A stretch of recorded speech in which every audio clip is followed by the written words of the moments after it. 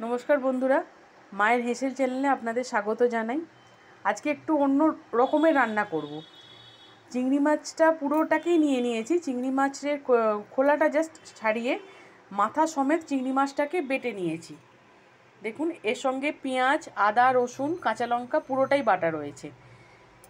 এবার এর মধ্যে একটু আরও কিছু জিনিস যোগ করে এই রান্নাটাকে আমি একটু অন্যরকম বানাতে চাইছি। তোমরা দেখতে থাকো। একটু বেসন নিয়ে নিলাম, অল্প সামান্য।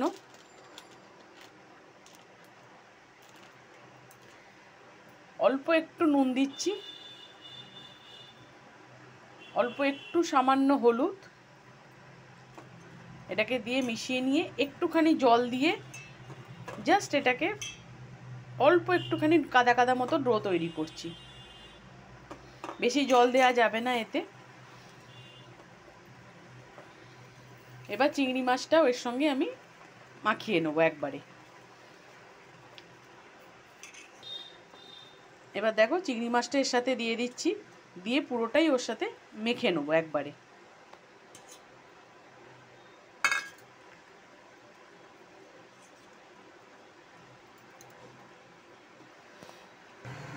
কড়ায় তেল গরম হয়ে গেছে, এবার এটা একটু একটু করে বড়ার মতো করে ভেজে নেব। আঁচটা একটু কমিয়ে ভাজবে, নালে বাইরেটা পুড়ে যাবে, ভেতরটা অথচ সেদ্ধ হবে না।